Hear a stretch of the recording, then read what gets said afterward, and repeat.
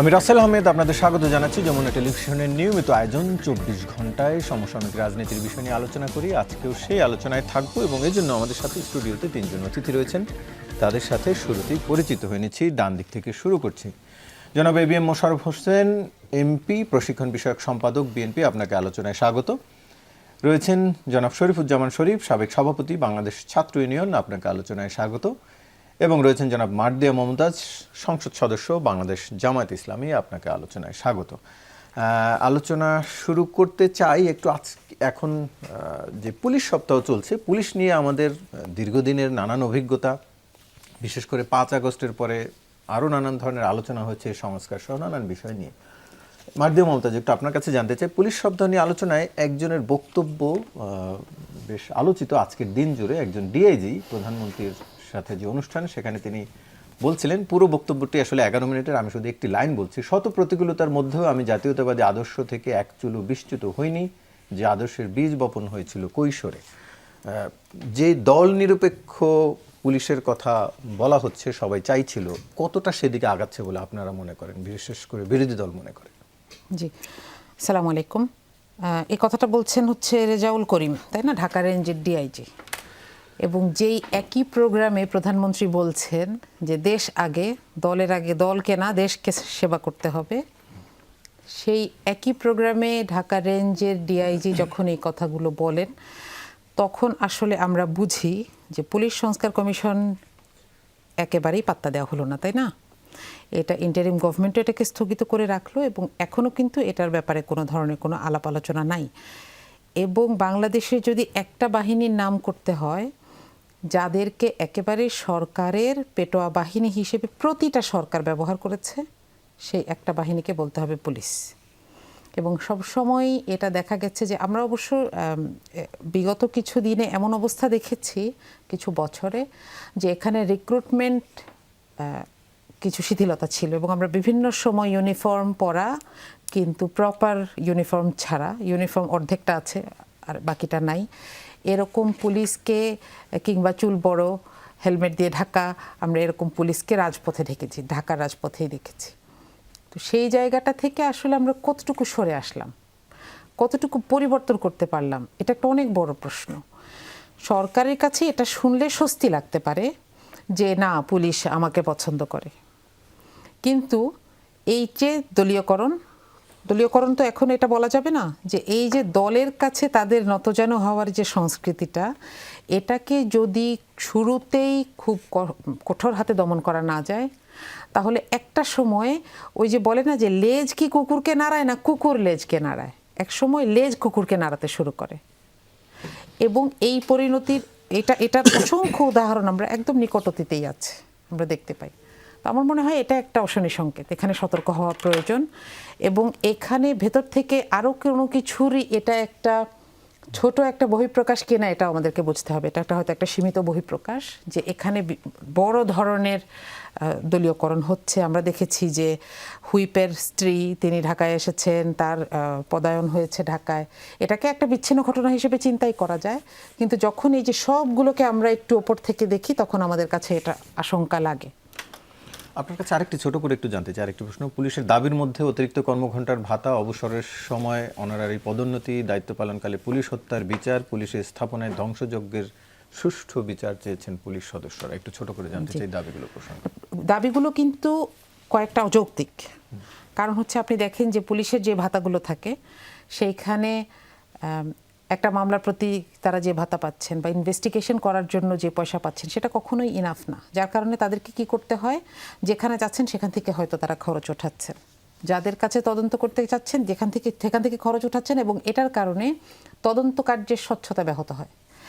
কিন্তু এখানে একটা কথা জেনারেলি সত্যি কথা, যে দায়িত্ব পালন করে পুলিশের হত্যার বিচার চাওয়া, কিন্তু এটাতে আমরা যে পাস্টটা দিয়ে এসেছি, আমার মনে হয় সেই জায়গাটা পুলিশ প্রশাসন এবং সরকার এই দুই মিলে এটার একটা জায়গা রেডি করা দরকার।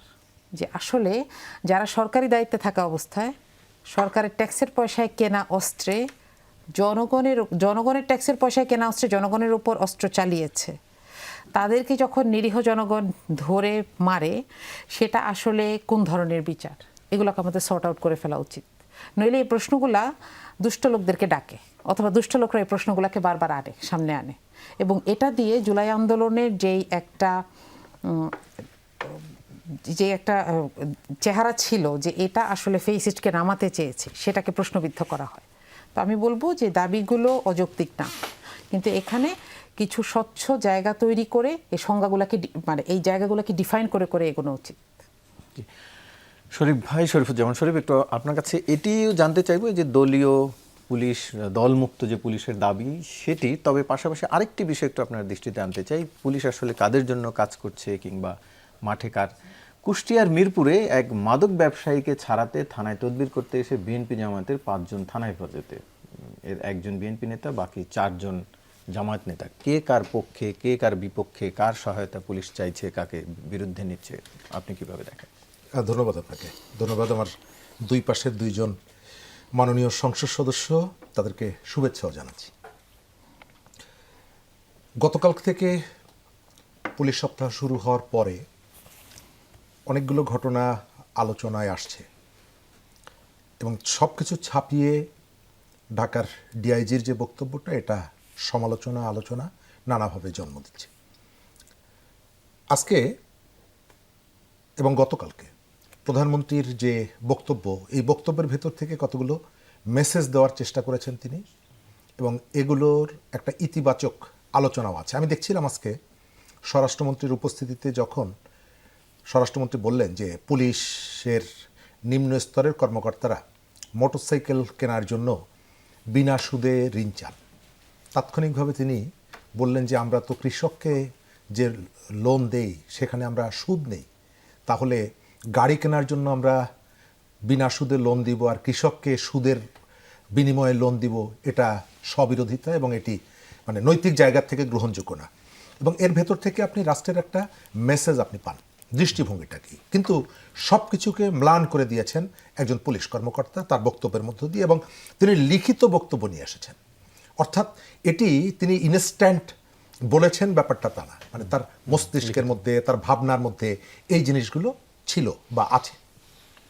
এটা খুবই আমি মনে করি যে আমাদের যে আকাঙ্ক্ষার যে জায়গাটা, প্রত্যাশার যে জায়গাটা, তার সাথে সাংঘর্ষিক।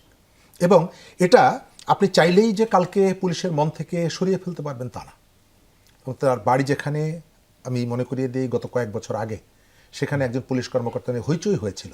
তিনি আওয়ামী লীগের একটা অনুষ্ঠানে শহীদ মিনারে গিয়ে তাদের সাথে শপথ উচ্চারণ করেছিলেন হাত তুলে। আমরা তখনও সমালোচনা করেছি, আজকেও করব। একই সাথে পুলিশকে আপনি পেশাদার বাহিনী হিসাবে ব্যবহার করতে চান, নাকি আপনার দলের প্রতি অনুগত থাকুক সেটি চান? যদি আপনি পেশাদার বাহিনী হিসাবে ব্যবহার করতে চান, তাহলে এই যে মনোভাব যারা গোপন রাখতে পারে না, প্রকাশ করে ফেলে, অবশ্যই তাদেরকে বার্তাটা দিতে হবে, এবং এটি প্রশাসনিকভাবে, শুধুমাত্র আলোচনার মধ্য দিয়ে না, কথার মধ্য দিয়ে না। কুষ্টিয়ার যেটা বলেছেন, গতকালকে এটি আমি একটা টেলিভিশনে ছিলাম, কথা বলেছি, আমি এটিকে অ্যাপ্রিসিয়েট করি, এবং আমরা এই ধরনের পুলিশ চাই। কিন্তু ব্যাপারটা হচ্ছে যে এর ভেতর থেকে আপনি একটা রাজনৈতিক সংস্কৃতিরও বার্তাটা পান। আমি যখন এখানে বসি তখন আমি জামাতের একটা সমালোচনা করি, আমি বিএনপির একটা সমালোচনা করি, কিন্তু কোথাও কোথাও মিলেমিশে একসাথে চলার যে মানসিকতা এবং ভাগাভাগির যে মানসিকতা, এটাও কিন্তু পরিষ্কার হয়ে ওঠে যে আপনি এখান থেকে যে বার্তাটা দিতে চাইছেন আপনার রাজনৈতিক নেতাকর্মীদেরকে, সেই বার্তাটা প্রপারলি তাদের কাছে যায়নি। এবং তারা যখন সুবিধার জায়গাটা যখন আসে, ব্যক্তিগত সুবিধা, তখন মিলে যায়। উপরে আপনি যতই সমালোচনা করেন, কিন্তু কোথাও কোথাও এটা হলো যে তার নিজের সুবিধার জন্য কুষ্টিয়াতে মিলে যাচ্ছেন, অন্য জায়গায় মিলে যাচ্ছেন, বিভিন্ন জায়গায় মিলে যাচ্ছেন। আমরা এখান থেকে বেরিয়ে আসুক সেটি চাই। তাদের যে দাবি দেওয়ার ব্যাপারে বলেছেন, রিয়েলি তাদের অনেকগুলো ইস্যু আছে, যে ইস্যুগুলো আসলে অ্যাড্রেস করা দরকার। একজন পুলিশ কর্মকর্তা, তাকে স্বাচ্ছন্দ্যে তার দায়িত্বটা পালন করতে দিতে হবে। আমি যে পোশাকটা পরি, পুলিশের এই পোশাক দিয়ে, এই কাপড় দিয়ে যে রাজনীতিটা হলো, যে ব্যবসাটা হলো, একজন পুলিশ কর্মকর্তা দীর্ঘ সময় 8 ঘন্টা 10 ঘন্টা পরিশ্রম করেন, অথচ তাদেরকে আপনি ড্রেস দিবেন, তাদের সাথে কোনো আলোচনা ছাড়া আপনি করলেন। এই কাজটা কি যথার্থ হলো? এবং এর ভেতর থেকে একটা শ্রেণীকে আপনি ব্যবসা করার জন্য সুযোগ দিলেন। পুলিশ আমাদের এখানে রাজনীতির পরিবর্তনের সঙ্গে সঙ্গে সবথেকে আলোচনায় থাকে পুলিশ। সেটি বিএনপি যখন ক্ষমতায় থাকে কোহিনুর মিয়া যেমন আলোচনায় থাকে, আওয়ামী লীগ যখন ক্ষমতায় থাকে তখন হারুন, মনিরুল এরা আলোচনায় থাকে। অর্থাৎ স্পেস যখন পাচ্ছে তখন এক একজন হারুন হয়ে উঠছে, তখন এক একজন ওই যেটি বললাম কোহিনুর মিয়া হয়ে উঠছে। আপনার পলিটিক্সের এদের যে ব্রিডিং, যে প্রক্রিয়ার উপরে ভর করে তারা গড়ে ওঠে, সেটাকে আপনার বন্ধ করতে হবে এবং রাষ্ট্রকে, সরকারকে এই জায়গাটায় নিরপেক্ষ ভূমিকা। কিন্তু রাজনৈতিক সরকারের সময় যেটা দেখা যাচ্ছে, অরাজনৈতিক সরকারের সময় দেখা যাচ্ছে, কখনো কখনো পুলিশের হত্যাকাণ্ডের বিষয়ে আলোচনা হচ্ছে। আমি কোনোভাবেই এটা সমর্থন করি না। আমি মনে করি যে কেউ যদি অপরাধও করে আপনি তাকে শাস্তির মুখোমুখি দাঁড় করবেন, আপনি আইন হাতে তুলে নিতে পারেন না। কিন্তু বিচার করার ক্ষেত্রে আপনি পার্সন টু পার্সন আপনি আপনার পছন্দ মতন সিলেক্ট করেছেন। আপনি জুলাই অভ্যুত্থানের জন্য থানার কনস্টেবলকে বিচারের মুখোমুখি দাঁড় করিয়েছেন, কিন্তু আইজিকে আপনি রাজসাক্ষী করে তাকে কঠিন শাস্তির থেকে আপনি মুক্ত করেছেন। আবার প্রশিক্ষণ নিয়েছে, কালকে চাকরিতে জয়েন করবে, সে খাওয়ার সময় চিৎকার করেছে এই কথা বলে বিপুল সংখ্যক পুলিশ কর্মকর্তাকে যেভাবে চাকরিচ্যুত করা হয়েছে, এটা কি কোনোভাবে সমর্থনযোগ্য? আপনি একজন মানুষ যদি ভুলও করে, অপরাধও করে, তার জন্য আপনি তাকে চাকরির থেকে বের করে দিলেন এবং এর ভেতর থেকে তার যে মানসিকভাবে এবং তার যে পারিবারিকভাবে আপনি একটা মানে ভয়ঙ্কর একটা পরিস্থিতির মধ্যে ঠেলে দিলেন, এটাও তো আমরা তাদের কাছ থেকে আশা করিনি। এবং আমাদের যে সুযোগটা ছিল, অরাজনৈতিক সরকারের সময় সুযোগটা বেশি থাকে, কিন্তু অরাজনৈতিক সরকারের সময় আমাদের যে সুযোগটা, সেই সুযোগটা কোটারি স্বার্থের কাছে জিম্মি হয়ে পড়েছিল। আমরা পুলিশ বাহিনী, এখানে যারা কাজ করেন, ভালো মানুষ আছেন, খারাপ মানুষও আছেন, তারা আমাদের শত্রু নয়, রাজনৈতিক শত্রুও নয়, আমাদের অর্থনৈতিক শত্রুও নয়। তাদের মধ্যে আমার যেটা মনে হয় যে এদেরকে আমাদের ওই আরও কতগুলো প্রক্রিয়ার ভেতর থেকে সংস্কার বলেন, অন্যান্য জিনিস বলেন, তাদের অনেকগুলো সমস্যা, সেই সমস্যাগুলো সমাধান করা বলেন, মানবিক দৃষ্টিতে যেমনি দেখতে হবে। আবার তারা যদি শৃঙ্খলা ভঙ্গ করে, কঠোরভাবে রাজনীতিতে যদি জড়াতে চায়, তারা চলে এসে রাজনীতি করুক। ডিআইজি সাহেব যদি রাজনীতি করতে চান, সুযোগ আছে, ঢাকা সিটি কর্পোরেশনের নির্বাচন আছে, অমুক জায়গার নির্বাচনে সে নির্বাচন করুক, বিএনপি রাজনীতি করুক, পদত্যাগ করে আসতেই পারেন। জি, A B M Mosharraf Hossain, একটু আপনার কাছে জানতে চাই যেটি বলছিলেন সেটি নিয়ে, যে আসলে সরকার যখন কোহিনুর মিয়া বা এই ধরনের কাউকে পুরস্কৃত করে প্রমোশন দিয়ে কিংবা নানান কাজে, আবার যখন অন্যান্য আরও নিয়োগের ক্ষেত্রে যখন সরকার থেকেই বলা হয় যে সরকারের একটি কমফোর্ট জোন দরকার প্রশাসন বা অ্যাডমিনিস্ট্রেশন চালাতে গেলে, তখন কি স্বাভাবিকভাবেই নিচের কর্মকর্তারা এই যে দলের পক্ষ বা নিজেকে দলীয় আনুগত্য দেখানোর জন্য প্রতিযোগিতায় নামবেন? এটাই স্বাভাবিক নয়? ধন্যবাদ আপনাকে, ধন্যবাদ আমাদের আলোচক। না, আপনি যে প্রসঙ্গটা বলেছেন, এই বিশেষ করে ডক্টর ইউনূস সরকারের আমলে এবং এই ডিআইজির যে বক্তব্য, আমি বলছি আমি একটু, এবং ইউনূস সরকারের আমলে এবং এই বিএনপির এই যে 2.5 মাসের আমলে, এখান থেকে কিন্তু সবচেয়ে যে জিনিসটি প্রশাসনের ফেস করতে হয়েছে, মুখোমুখি হতে হয়েছে, সেটা হলো বৈষম্য। যে কর্মকর্তার কথা আপনি বললেন, আমি নামটা তো বলা হলো না, আমি যতটুকু জানি আওয়ামী লীগের 15 বছরে এর উপর যে অমানবিক বৈষম্য করা হয়েছে, একে কখনো ট্রেনিং সেন্টারে, কখনো তাকে সারদা পুলিশ একাডেমিতে, কখনো তাকে ওই পিবিআইতে, কখনো এমন অবস্থা করেছে। এবং সবচেয়ে ভয়ঙ্কর ব্যাপার হলো, এই কর্মকর্তা 5 তারিখ উনি মনে হয় এইদিকে টাঙ্গাইল কোথাও পোস্টিংয়ে ছিল, আসার সময় পথে আপনারাই গণমাধ্যমে নিউজ করেছেন, এমনভাবে জনগণ তার উপরে, উনি বেঁচে থাকবেন কিনা এটা নিয়ে প্রশ্ন দেখা দিয়েছিল। সুতরাং সে নির্যাতিত লোক, এতে কোনো সন্দেহ নাই।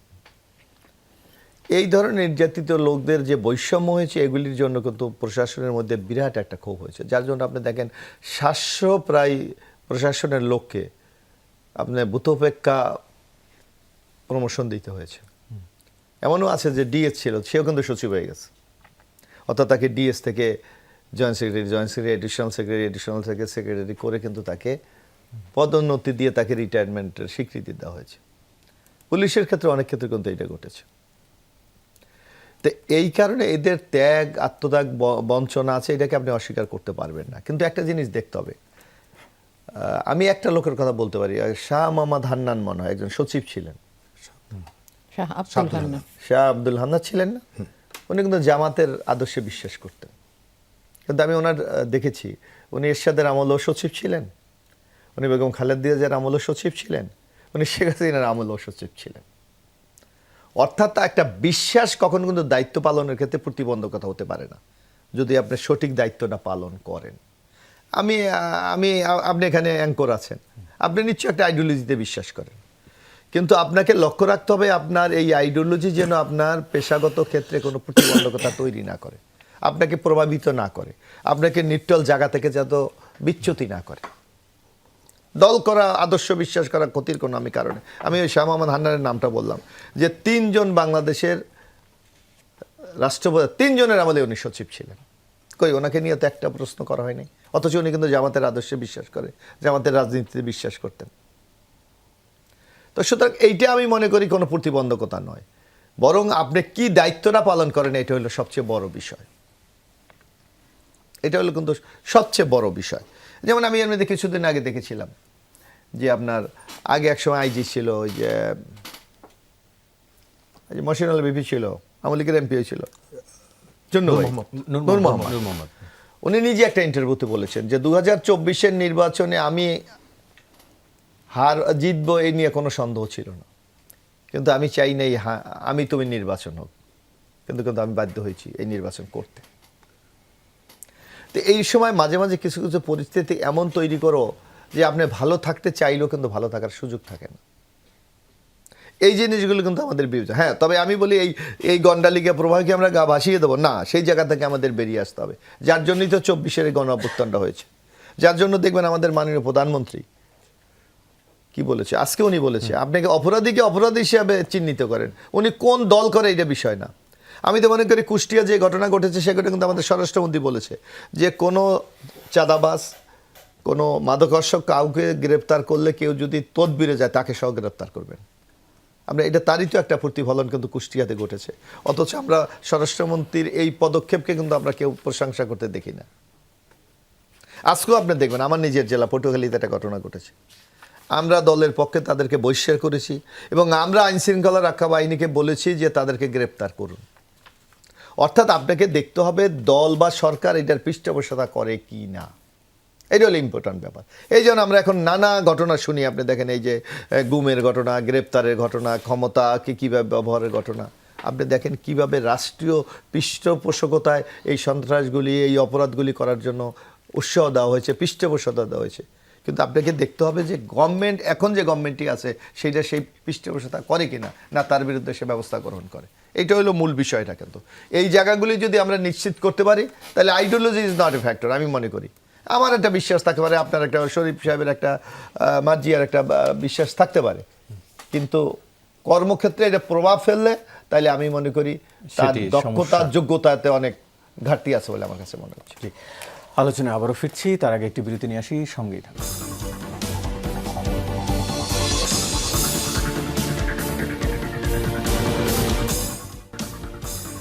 আবারও স্বাগত, দেখছেন 24 ঘন্টা। আলোচনায় ফিরছি একটু ভিন্ন প্রসঙ্গে। মার্দি মমতাজ, একটু আপনার কাছেই জানতে চাই, গত কালকে বোধহয় ঢাকা ইউনিভার্সিটিতে গণতান্ত্রিক ছাত্র জোট তারা একটি বিক্ষোভ করেছে, যুক্তরাষ্ট্রের সাথে বাণিজ্য চুক্তির বিরোধিতা করে তারা মশাল মিছিল ও সমাবেশ করেছে। কিন্তু এই বিষয়টি নিয়ে জামাত, শিবির কিংবা ভ্রাতৃপ্রতিম কোনো সংগঠনকেই খুব একটা আলোচনা করতে দেখা যায় না। এর কারণ কি আসলে? যেটি ইন্টারিমের উপদেষ্টা বলছিলেন যে জামাতেরও সমর্থন ছিল, বিষয়টি কি তাই? সেজন্য এটা তো প্রতিবাদ করা হয়েছে দলের পক্ষ থেকে। আমি একটা কথা একটু বলে আমার মনে হয় একটু ইনফরমেশন ক্লিয়ার করা দরকার।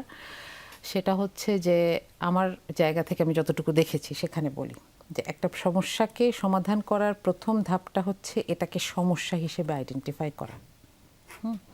দেখেন, আজকে যদি নির্যাতিত তো সব দলে ছিল, কিন্তু একটা গুরুত্বপূর্ণ বাহিনী পুলিশের মতন যারা একদম মানে ফার্স্ট হ্যান্ড আইন শৃঙ্খলা নিয়ন্ত্রণ করে, একদম মানুষ তাদেরকে সরাসরি রিচ করছে, আবার তারাও মানুষকে সরাসরি রিচ করছে। যে কোনো প্রবলেমে আমরা তাদেরকে ডাকছি, যখন সেনাবাহিনীও এখন ব্যারাকে চলে গেছে।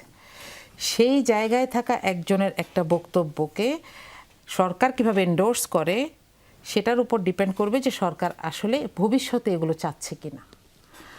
তাকে পাবলিকলি, যেহেতু তিনি এই বক্তব্যটা দিয়েছেন, তাকে পাবলিকলি একটা জবাব, একটা শোকজ দেখানো উচিত। কেন? কারণ তাহলে বাকি যারা এই কাজটা করবেন তারা সতর্ক হয়ে যাবেন। আর এখানে একটা তুলনা আসলো, আমার খুব ইন্টারেস্টিং লাগলো। আমি শাহ আব্দুল হান্নান সাহেবের লেখা পড়ি দীর্ঘদিন ধরে, আমি এক ধরনের ছাত্রী ছিলাম, এই জন্য আমার মনে হয় আমার একটু বলা উচিত। শাহ আব্দুল হান্নান সাহেব শুধু সচিব ছিলেন না, এনবিআর এর হেড ছিলেন, তো যাক, তাই না? একই, এবং NBR ওই সচিব। অবস্থায় যখন বাংলাদেশে ভ্যালু অ্যাডেড ট্যাক্স চালু হয়, তার হাত দিয়েই এটা বাস্তবায়ন হয় বেগম খালেদা জিয়ার সময়। এবং তিনি শুধু জামাতকে পছন্দ করেন নাই, ইসলামী অর্থনীতি এবং ইসলামী অর্থনৈতিক ব্যবস্থা, ইসলামী ব্যাংকিং নিয়ে তার গুরুত্বপূর্ণ কাজ আছে। এখন কিন্তু তিনিও যদি ওই জায়গায় থাকা অবস্থায় বলতেন যে আজকে যদি জোট সরকার এই জায়গায়, আমি জোট সরকারের পক্ষে, এবং আমি জানি যে জোট সরকারের পক্ষে কোনো অন্যায় করা সম্ভব না, আমি মনে মনে তাদের এই জামাতের এই আদর্শকে ধারণ করে আমি সেটাকে বিরোধিতা করতাম। কারণ এটাকে উনি মনে থাকলেও বলতে পারবে না। আপনার যে চেয়ারটা আপনার মনে আছে, কিন্তু আপনি কিন্তু আমাকে বলতে পারেন না। হ্যাঁ, আপনাকে বলতে হলে কি করতে হবে? আলোচকের জায়গায় আসতে হবে। তো এই পার্থক্যটা না বোঝাটা জরুরি। একটা হচ্ছে পদের ইম্পর্টেন্স, আইন শৃঙ্খলা রক্ষাকারী বাহিনী, আর দ্বিতীয়ত হচ্ছে রাজনৈতিক বক্তব্য। এই দুইটার ব্যাপারে একটু সতর্ক থাকা দরকার। এবং যেহেতু একটা ঘটনা হয়ে গেছে, এটার ব্যাপারে একটা ভিজিবল স্টেপ দরকার, যে ভবিষ্যতে আরও যারা সুযোগ সন্ধানী আছে তারা যেন খুব বেশি উৎসাহ না পায়। তাও হবে কিছুটা, এটা বাংলাদেশের রাজনৈতিক সংস্কৃতি বলেন, প্রশাসনিক সংস্কৃতি বলেন, এরকম। আপনার কথাটাতে আসি, আমেরিকার সাথে বাণিজ্য চুক্তি প্রকাশ করা হোক, এই আহ্বান বিরোধী দল থেকে জানানো হয়েছে। সরকার একাধিকবার এটাকে নেগেট করেছে, বলেছে হয়তো বলা যাবে না, কিংবা বলা ঠিক হবে না। এবং যে খলিলুর রহমান আসলে এটা বলেছিলেন যে সবার সাথে কথা হয়েছে, এটার প্রতিবাদ করা হয়েছে, এবং তিনি তো এখন সরকারের লোক। তো আমাদের মনে হয় আমরা সরকার কাছ থেকে এটার একটা কনক্রিট জবাব চাই, এখানে কি হচ্ছে। মাত্র 3 দিন আগে কেন এটা সাইন করতে হলো, এবং এটাকে কেন এখনো প্রকাশ করা হচ্ছে না? সাইন তো ইন্টারিম করেছে, এখন হ্যাঁ, আবার নির্বাচনের 3 দিন আগে, তাই না? সরকার, এবং তাহলে এখন তো সরকারের কাছে কোনো বাধা নেই, এগুলো প্রকাশ করুক। এবং এখানে কি হয়েছে না হয়েছে, কেন আমরা এখানে আরো কন্টিনিউ করব জামাত বা কিনা। বিরোধী দল তারা ভারতের সাথে করা চুক্তিগুলো নিয়ে যতটা সরব, এই চুক্তিটি নিয়ে সেই তুলনায় অনেকটাই নীরব না? মানে সেক্ষেত্রে কোনো বিশেষ পক্ষপাতিত্ব আছে কি? না, কোনো পক্ষপাতিত্ব আছে বলে আমার মনে হয় তাহলে না। কেন নীরব? কখনোই নীরব না, কথা বলেছে, সংসদেও বলা হয়েছে, জবাব চাওয়া হয়েছে, স্বরাষ্ট্রমন্ত্রী বলেছেন এটার ব্যাপারে বলা যাবে না, বিভিন্ন জায়গায় লেখালেখি হচ্ছে, আমি তো নীরব দেখি না। আচ্ছা, নীরব শরীফ ভাই দেখেন কিনা একটু সেটি নিয়ে আপনার কাছে জানতে চাই। যে এর মধ্যে অবশ্য সাংবাদিকদের প্রশ্নের প্রেক্ষিতে জামাত ইসলামের আমির শফিকুর রহমান একটি মন্তব্য করেছেন। ডাক্তার শফিকুর রহমান তিনি যেটি বলেছেন সেটি একটু বলি। যুক্তরাষ্ট্রের সঙ্গে বাংলাদেশের বাণিজ্য চুক্তিকে বাস্তবতার আলোকে দেখার উচিত, এটি হচ্ছে তার মন্তব্য। এছাড়া তিনি আর তেমন একটা কিছু আরেকটি যুক্ত করেছেন, এইটাই মাত্র চুক্তি না, আরও এরকম বহু চুক্তি আছে, আমরা সবগুলোরই বাস্তবতার আলোকে দেখার পক্ষে। শরীফ ভাই, একটু আপনার মন্তব্য জানাতে চাই। ধন্যবাদ। প্রথমে আমি বলি যে পুলিশের যে বিষয়টা এসেছে, আমাদের এখানে আমরা সুযোগের অভাবে সততার ভান ধরি। 15 বছরের বিষয়টা বারবার আসে। অন্তর্বর্তী সরকার অনেকগুলো বিশ্ববিদ্যালয়ের ভিসি নিয়োগ করেছিল। চট্টগ্রাম বিশ্ববিদ্যালয়ের ভিসি দায়িত্বে ছিলেন 547 দিন, তার মধ্যে তিনি 430 জনকে নিয়োগ দিয়েছেন, এবং যাদের রাজনৈতিক পরিচয় দেখা হয়েছে এবং তার নিজস্ব আত্মীয় স্বজন, এবং পত্রপত্রিকা এসেছে এর ভেতর থেকে কতগুলো দলীয় বিবেচনায় নিয়োগ দেওয়া হয়েছে। রাজশাহী বিশ্ববিদ্যালয়ের 557 দিন দায়িত্ব পালন করেছেন, এবং তিনি 478 জনকে নিয়োগ দিয়েছেন, এবং তার বেশিরভাগই বলা হচ্ছে যে জামাতের অনুসারীদেরকে তিনি নিয়োগ দিয়েছেন। আপা, আমি জানি না কি বলবেন, তবে আমি এই অনুষ্ঠান থেকে অনুরোধ করব সরকারকে, এটা তদন্ত হওয়া দরকার। আগের আব্দুল খালেক অমুক তমুকের সময় যে নিয়োগগুলো হয়েছে সেগুলো যদি তদন্ত হয়, তাহলে অন্তর্বর্তীকালীন সরকারের সময় এই নিয়োগ এটি কেন তদন্ত হবে না? আমেরিকার সাথে চুক্তির বিষয়টি বলেছেন, এটা যতই একটা প্রলেপ দেওয়ার চেষ্টা হোক, এর পেছনে একটা পলিটিক্স আছে। গত 2 দিন আগে একটা বাংলা দৈনিক পত্রিকায় এই চুক্তির সাথে যারা কাজ করেছেন আমেরিকান দূতাবাসের একাধিক কর্মকর্তা, তারা কথা বলেছেন, এবং একজন, ওনার নাম হচ্ছে রুদ্রিগো, তিনি একটা ইন্টারভিউ দিয়েছেন এবং তিনি স্পষ্ট করে বলেছেন যে এখান থেকে আমেরিকা কোনোভাবে সরবে না, কারণ এর সাথে আমাদের জিও পলিটিক্সের একটা সম্পর্ক আছে। এবং তিনি স্পষ্ট করে বলেছেন যে বাংলাদেশের প্রতি চায়নার যে প্রভাবটা সেটি তারা বন্ধ করতে চান। তার মানে হলো এটা আপনি সরল দৃষ্টিতে মনে হতে পারে যে আমেরিকার সাথে আমাদের যে বন্ধুত্ব সেই জায়গা থেকে তারা আমাদেরকে সহায়তার হাত বাড়িয়েছে, এর পেছনে পলিটিক্স আছে এবং সেই পলিটিক্সটা হচ্ছে আমাদের এই অঞ্চলে আমেরিকা প্রভাব বিস্তার করার জন্য। এখন এই কাজটি কারা করেছে? এই কাজটি ডক্টর ইউনূস খুব গোপনে, এখন কিন্তু তার সহযোগী যারা তারা নানাজনে বলছে যে আমরা এটা জানি না। আজকেও মানে গতকালকেও অর্থ উপদেষ্টার দায়িত্ব যিনি পালন করেছেন তিনি চ্যানেল ওয়ানের সাথে একটা ইন্টারভিউতে বলেছেন যে এটি তারা অনেকেই জানতেন না। এখন প্রশ্ন হলো, আপা যেটা বললেন যে তাদের দলের প্রধান আমির, আপনি যেটা মিন করেছেন যে গতকালকে তিনি বলেছেন বাস্তবতার আলোকে সিদ্ধান্ত, তার মানে হলো আমি যেটা বুঝি পরিষ্কার অর্থে যে তিনি এই চুক্তিটাকে মেনে নিচ্ছেন। চুক্তিটাকে মেনে নিচ্ছেন। কেন মেনে নিচ্ছেন? প্রশ্নটা হচ্ছে ওই জায়গাটায়। এবং কেন অন্যান্য জায়গাগুলোতে, এবং চুক্তিটা হওয়ার পর আপনি দেখেছেন ফরিদ আক্তার যখন দায়িত্বে ছিলেন তখনই বলেছেন এর ভেতর থেকে আমাদের কৃষি ব্যবস্থাকে আমরা আমেরিকার হাতে তুলে দিচ্ছি। সজীব ভুইয়া গত কয়েকদিন আগে সমালোচনা করছেন, অর্থাৎ তাদের কেউ কেউ অনুধাবন করছেন যে একটা সর্বনাশ হয়ে গেছে আমাদের।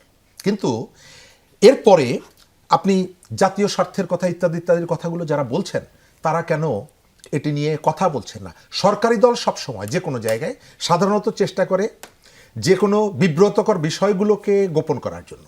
বিরোধী দলের দায়িত্ব হচ্ছে সেটিকে পাবলিকের সামনে তুলে ধরা, সরকারকে এটি নিয়ে জবাবদিহিতার মুখোমুখি করা। কিন্তু এই জায়গাটায় যেটা দেখা যাচ্ছে এই চুক্তির ইস্যুতে সরকার এবং বিরোধী দল উভয়ের কণ্ঠস্বর প্রায় একরকম। পার্লামেন্টে একরকমের আচরণ করছেন, বাইরে এসে আর এক রকমের কথা বলছেন। বাইরের থেকে যেভাবে বলছেন পার্লামেন্টে সেভাবে বলছেন না। আমি যেটা অনুমান করি আমেরিকাকে বিব্রতকর অবস্থায় না ফেলতে, আমেরিকার বিরাগভাজন না হওয়ার জন্য এই অভিন্ন স্ট্যান্ডটা নেওয়া হয়েছে, আমেরিকা খুশি করার জন্য। এবং আপনার খেয়াল থাকার কথা, আমাদের এখানে জুলাই অভ্যুত্থানের পরে আমরা এখান থেকে ভারতীয় যে প্রভাব এটিকে আমরা না করে দিয়েছি, কিন্তু তারপরে এখানে ক্রমশই আমেরিকার প্রভাবটা বেড়েছে। রাজনৈতিক দলগুলো সংস্কার কর্মসূচি নিয়ে আলোচনা করেছে, কিন্তু সেই আলোচনার সমস্ত ফাইলপত্র দলিল দস্তাবেজ নিয়ে আল রিয়াদ যখন আমেরিকান দূতাবাসে গিয়ে বৈঠক করেছে তার ভেতর থেকে পরিষ্কার হয়েছে যে এখানে আমেরিকার একটা স্পেস দেওয়া হয়েছে এবং রাজনৈতিক দলগুলোর কেউ কেউ আমেরিকার এই স্পেসটাকে অস্বস্তিকর মনে করছে না, মনে করছে এটি একটি স্বস্তিকর। এবং এর ভেতর থেকে আমাদের ইন্ডিপেন্ডেন্ট, আমাদের যে স্বাধীন, আমরা আমাদের মতো করে চলবো, সেখানে এক ধরনের বাধা তৈরি হচ্ছে। কৌশলের জায়গাটা আমরা এখানে পাবলিকের সাথে কৌশল করছি। গত 30 বছরে বাংলাদেশের রাস্তায় সব থেকে বেশি যতগুলো মিছিল হয়েছে তার একটা বড় মিছিল হলো চায়নার সরকার সেখানে উইঘরের মুসলমানদেরকে হত্যা করছে। আপাদের দল এটি নিয়ে প্রচুর মিছিল করেছে। চায়নার সরকার উইঘরের মুসলমানদেরকে হত্যা করছে। গত 5 আগস্টের পর বাংলাদেশের পলিটিশিয়ানরা, আপাদের দলের আমির থেকে শুরু করে বিরাট একটা অংশ, বিএনপির বিরাট একটা অংশ, তারা কিন্তু চায়না সরকারের আমন্ত্রণে গেছে। আপনি কারো কাছে উইঘরের মুসলমানদের হত্যার ইস্যু যারা মিছিলগুলো করেছে তাদের কাছে কি শুনেছেন গত 1.5 বছরে? নো। তার মানে হচ্ছে আপনার সঙ্গে যখন থাকছে তখন তিনি সব কিছুই ভালো, আবেগ, ইমোশন, ধর্ম সবগুলোকে আমরা অন্যদিকে নিয়ে যাই। এ বি মোশাররফ হোসেন, একটু আপনার কাছে এই প্রসঙ্গে জানতে চাই। একটি তথ্য, গণমাধ্যমের তথ্য বলছে যে এই চুক্তির প্রভাব গত 4 মাসে বাণিজ্য গত বছরের তুলনায় দ্বিগুণ হয়েছে। এইটি কি আসলে বিএনপির যেই উক্তি, যেটি যে বাংলাদেশ ফার্স্ট বা সবার আগে বাংলাদেশ, সেটার সাথে সাংঘর্ষিক হয়ে যাচ্ছে কিনা এই চুক্তি মানতে গিয়ে? না, এখানে আপনি একটা জিনিস লক্ষ্য করবেন, চুক্তিটা করেছিল কিন্তু ইউনূস সরকার, তার নির্বাচনের 3 দিন আগে। এবং আপনি দেখেন বাংলাদেশের নির্বাচনটা হবে কি হবে না, এটা নিয়ে কিন্তু একটা দোদুল্যমানতা ছিল। এবং বিএনপি একেবারে স্টার্টিং থেকে বলে আসছে আমরা একটি নির্বাচনের মাধ্যমে এই অবস্থার উত্তরণ চাই। যার কারণে কিন্তু ওই সময় নির্বাচনের ক্ষেত্রে নানা মহল নানা ধরনের সরকার, কেউ 5 বছর থাকতে চেয়েছে, কেউ 10 বছর থাকতে চেয়েছে, কেউ বলেছে ডক্টর ইউনূসের বিকল্প নাই। তারপর আপনি দেখেন ঐক্যমত কমিশনে যে আলোচনাগুলো হয়েছে, সেই আলোচনাগুলো একটা জুলাই সনদ একটা জিনিস আর জুলাই আদেশ কিন্তু আলাদা জিনিস। সেই সনদ থেকে বেরিয়ে গিয়ে আদেশ করে কিন্তু রাজনৈতিক দলগুলোর মধ্যে একটা ধূম্রজাল তৈরি করেছে এখন, এবং একটা ইস্যু তৈরি করে দেওয়া হয়েছে আগামী রাজনীতিতে, বাংলাদেশের রাজনৈতিক অঙ্গনে। তো এগুলি আমি মনে করি সবই একটা পলিটিক্সের অংশ, সবই একটা প্রভাবের অংশ, যে কথাটি শরীফ সাহেব বলার চেষ্টা করেছে। এখন আপনি একটা গভর্নমেন্ট ইচ্ছা করলেও কি চুক্তি বাতিল করতে পারে? যদিও ক্লোজে লেখা আছে যে 7 দিনের মধ্যে পারে, কিন্তু আপনি আমেরিকার মতো একটা পরাক্রমশালী দেশের বিরুদ্ধে বাংলাদেশের মতো একটা দেশ এই চুক্তি বাতিল করার সক্ষমতা কি রাখে? আমাদেরকে কিন্তু যে কথাটি জামাতের আমির বলেছে, আমার মনে হয় উনি এই সকল প্রেক্ষা যে বাস্তবতার আলোকে আমাদেরকে দেখা উচিত। উনি হয়তো এই জিনিসটা, আপনাকে একটা ঘটনা আমি একটু উল্লেখ করে দিই। আমি যখন আমাদের বিএনপি সরকার গঠন করলো এবং জনাব তারেক রহমান মাননীয় প্রধানমন্ত্রী হিসাবে নির্বাচিত হলেন, তখন আপনি অভিনন্দন বার্তাটা দেখেছেন? পুরোটাই বাণিজ্যিক চুক্তি বাস্তবায়নের আহ্বান না? এবং উনি বলেছেন যে আমরা চাই আমাদের চুক্তিটা বাস্তবায়ন হোক, এবং জিও পলিটিক্স যেটাই হচ্ছিল, ভারত ও আমেরিকার স্বার্থ সংরক্ষণের জন্য বাংলাদেশ আমাদের সাথে কাজ করবে। অর্থাৎ এইগুলিকেও কিন্তু আমাদের বিবেচনায় নিতে হবে। কারণ আমরা এখন কিন্তু এই দেখেন সেনা কর্মকর্তারা অনেকে গ্রেপ্তার হচ্ছে, 111-এর ব্যাপারে বলছে। আমরা তো ঘটনাগুলি দেখি যে কিভাবে বাংলাদেশকে একটা বিরাজনীতিকরণ অথবা নেতৃত্ব শূন্য করার জন্য নানা ধরনের ষড়যন্ত্র আছে। সুতরাং সব কিছুকে মাথায় রেখে একটা চেক আপ ব্যালেন্স করে দেশটাকে এগিয়ে নিয়ে যাওয়া কিন্তু সরকারের একটা বিরাট চ্যালেঞ্জ। বিএনপি সরকার সেই চ্যালেঞ্জটাই কিন্তু মোকাবেলা করছে। আপনি দেখেন এখানে একটা বেনিফিট দেখানো হচ্ছে আমাদেরকে, যে আপনার মনে আছে যে ট্রাম্প হঠাৎ করে সারা বিশ্বব্যাপী ট্যাক্স বাড়িয়ে দিচ্ছে। বাংলাদেশে কিন্তু এই তৈরি পোশাক গার্মেন্টসের ক্ষেত্রে উনি 35% ট্যাক্স বাড়িয়ে দিল। আওয়ামী লীগও কি একই কারণে ভারতের মতো একটা শক্তিশালী প্রতিবেশীর সাথে খুব একটা বিতণ্ডায় যায়নি? আসলে এখানে হলো কি, আমাদের মতো দেশের তো নানা প্রতিবন্ধকতা আছে। আপনি মনে করেন এই দেশটাকে চালিয়ে নেওয়া যাওয়ার ক্ষেত্রে, এই যেমন আপনি মনে করেন বাংলাদেশে প্রায় 1.5 কোটি লোক গার্মেন্টসে চাকরি করেন, এবং এদের যদি আপনি স্ট্যাটাস দেখেন, আমাদের সবচেয়ে একটা নিম্ন শ্রেণীর লোক। এরা যদি এখানে কাজ করার সুযোগ না পেতো, তাহলে এদের কর্মক্ষেত্র কোথায় হতো আমরা একটু চিন্তা করি। কিন্তু গার্মেন্টসে যখন 35%, সেখানে কিন্তু এই চুক্তির মাধ্যমে আলোচনা করে 19% নিয়ে আসা হয়েছে। এইটাই হলো আমাদের জন্য সবচেয়ে পজিটিভ। কিন্তু ভিতরে কি আছে এটা কিন্তু অনেকে আমরা দেখিনি, অনেকে জানেও না যে কি হচ্ছে। আমি যতটুকু একটু পরে দেখেছি যে সেখানে বই কিনতে হবে, আমাদের মাছ কিনতে হবে, আমাদের সবজি কিনতে হবে, তৈল কিনতে হবে, ওই এগুলি গম কিনতে হবে, চাল কিনতে হবে। তো অনেক ক্ষেত্রে তো আমরা স্বয়ংসম্পন্ন, আমরা হয় কিনতে যাব, কিন্তু সব পেশারকে সহ্য করার মতো সক্ষমতা বাংলাদেশের আছে? এগুলি কিন্তু আমাদের মাথায় বিবেচনা রাখতে হবে। তাহলে আগের সরকারকে কেন দোষ দিচ্ছেন? না, আমাদের স্বার্থ তো কিছু সংরক্ষিত হচ্ছে, এটা তো অস্বীকার আপনি করবেন। সেখানেও তারা কিছু স্বার্থ একেবারে যে ভুলুণ্ঠিত করেছে তাও তো না। না, ওই সময় তো আপনি যদি ওই সময় তো বাংলাদেশের মানুষের গণতান্ত্রিক অধিকার কেড়ে নিয়েছে, কথা বলা করে নিয়েছে, গুম সংস্কৃতি চালু করেছে। না, ভিন্ন না, এগুলো রিলেটেড এগুলির সাথে। অর্থাৎ আপনার কণ্ঠকে রোধ করার জন্য আপনাকে অন্য স্টেপগুলি তারা নিতে তখন বাধ্য হচ্ছে বা করেছে পরিকল্পিতভাবে। কিন্তু এখন কি এই যে আমি একটা এই পুলিশ কর্মকর্তার কথা বলছি, উনি কিন্তু একটা গুরুত্বপূর্ণ জায়গায় দায়িত্ব পালন করছে। ওনাকে নিয়োগ দিয়েছে কিন্তু ইউনূস সরকার। ওনার বিরুদ্ধে একটা রাজনৈতিক সম্পৃক্ততার কোনো অভিযোগ আপনি এখন পর্যন্ত শুনেছেন? হয়তো উনি আবেগে তার আইডিওলজির কথা বলেছে, কিন্তু তার নিরপেক্ষতা নিয়ে একটা প্রশ্ন কি এখন হয়েছে? জি, বা এখানে কোনো তার রাজনৈতিক বিশ্বাস কোনো কাজ করেছে? করেনি। বরং আপনি সেই কোয়ালিটিটাও কথা আপনার মূল্যায়ন করতে হবে। আমরা আলোচনা আবারও ফিরবো, তবে তার আগে একটি বিরতি নিয়ে আসি, সঙ্গেই থাকুন।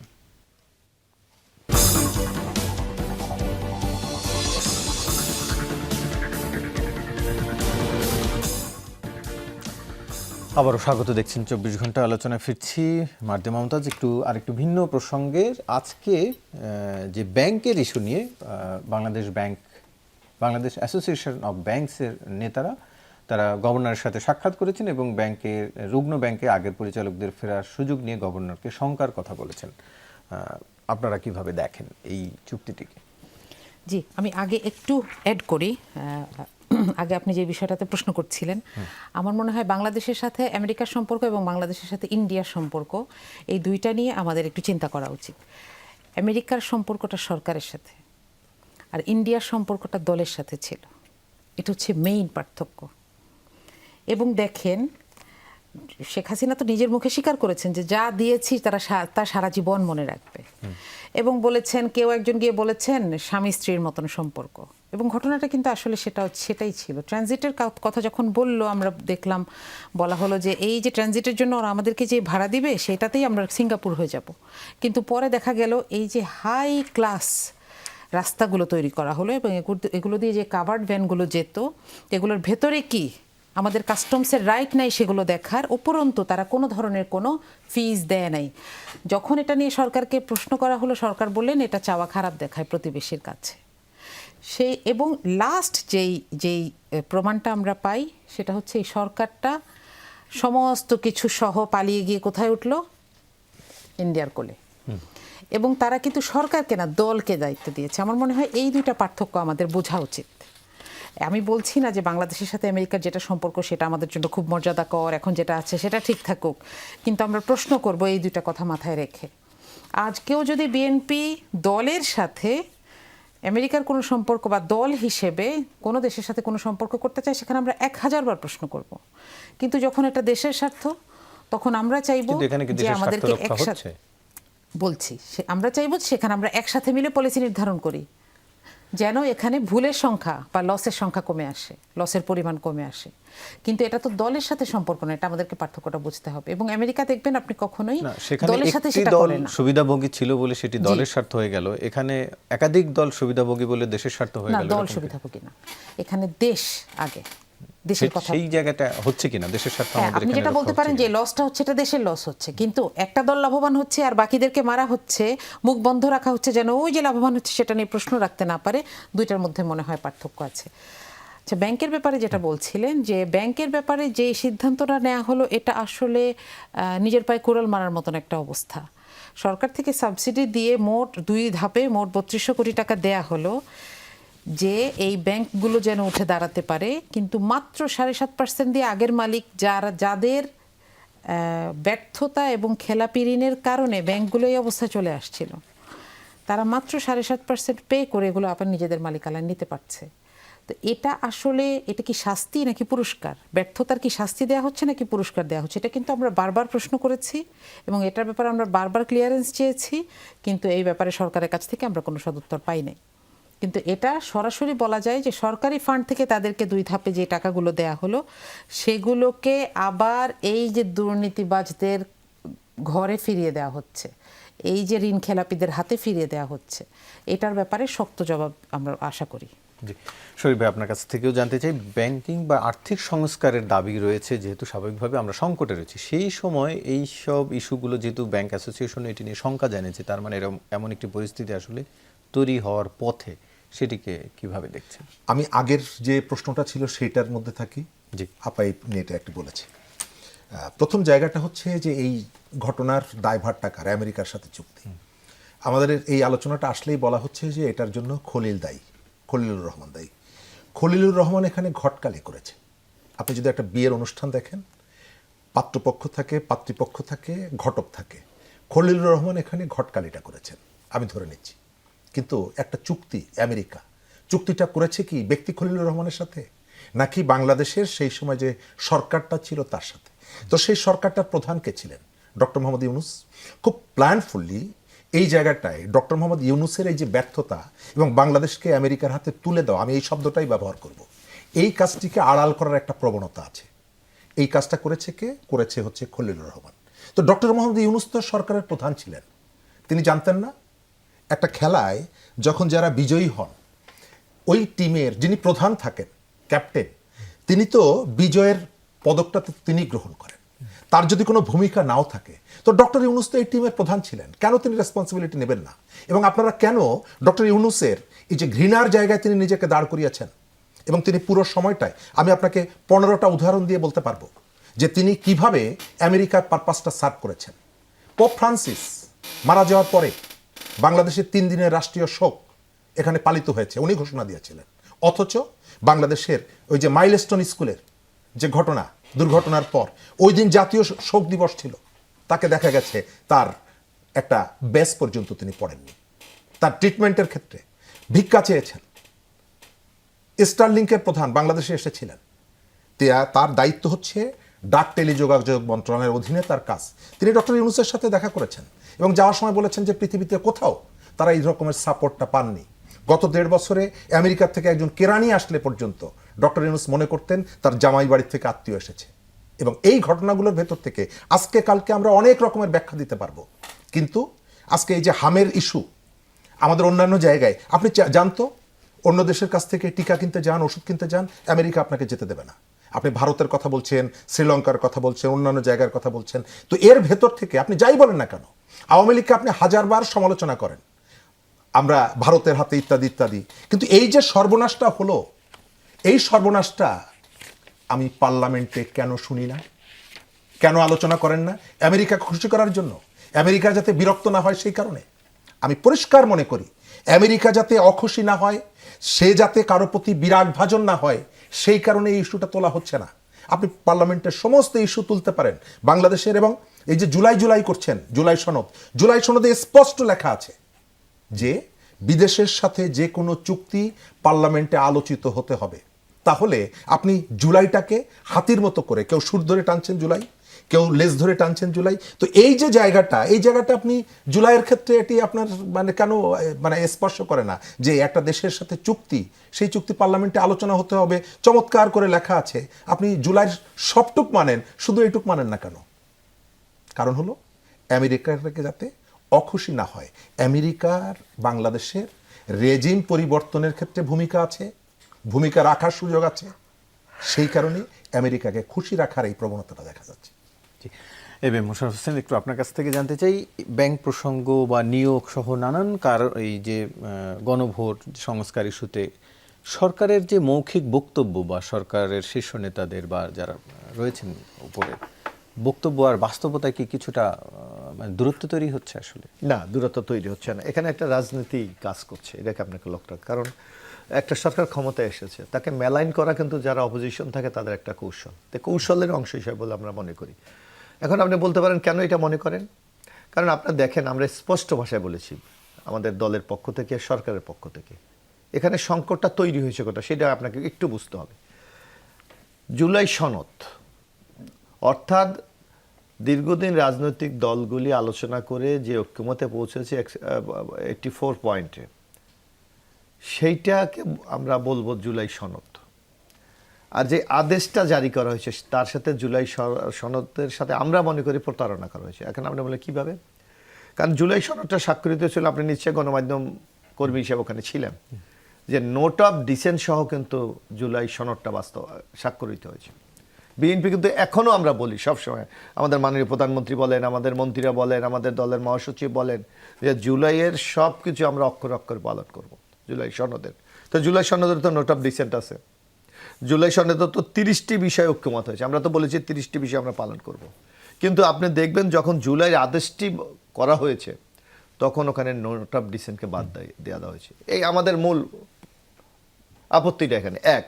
দ্বিতীয়ত আরেকটা কথা হলো যে ইউনূসের যে সরকারটা আপনি দেখেন, এই সরকারটা ছিল একটা কনস্টিটিউশনাল সরকার।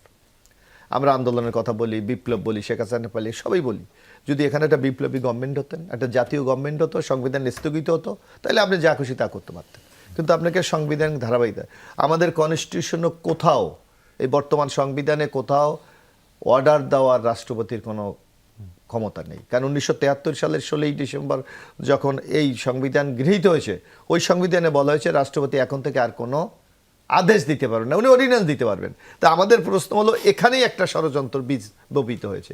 আপনি 133টি অর্ডিন্যান্স জারি করলেন, তো জুলাই সনদকে হয় আপনি অর্ডার করলেন। অর্থাৎ এখানে একটা রাজনৈতিক বিভাজন তৈরি করার একটা কৌশল করা হয়েছিল। সেই সরকার প্রতারণা করলো, জনগণ তো ভোট দিয়ে ভোট দিয়েছে, তাহলে এখন সেটি না মানা, জনগণের রায়কে উপেক্ষা করা না? আবার জনগণ তো এইটাও দিয়েছে। আপনি যদি যে 4টা প্রশ্ন ছিল, 1, 2, 3, 4, 3-এ আপনি দেখেন এক ধরনের 4 কি বলা হয়েছে, রাজনৈতিক দলগুলি তাদের ম্যানিফেস্টোতে যা উল্লেখ করবে, জনগণ যদি তাদেরকে রায় দেয় তারা সেটা বাস্তবায়ন করবে। তার মানে কোন দিকে যাবেন? আমাকে তো 51% একক দল হিসাবে আমাকে দিয়েছে, আমি জোট হিসাবে 56% সাপোর্ট পেয়েছি। জনগণ তো আমাকে 2/3 মেজরিটি দিয়েছে, তাহলে আমি কি জনগণের রায়কে শ্রদ্ধা করবো না? আপনি একটা দেখবেন আরেকটা দেখবেন না? আমরা তো স্পষ্ট ভাষায় বলেছি যে জুলাই আদেশ যেদিন জারি করা হয়েছিল, বিএনপি প্রেস কনফারেন্স করে বিএনপির মহাসচিব বলেছে যে বিএনপির সাথে এখানে প্রতারণা করা হয়েছে।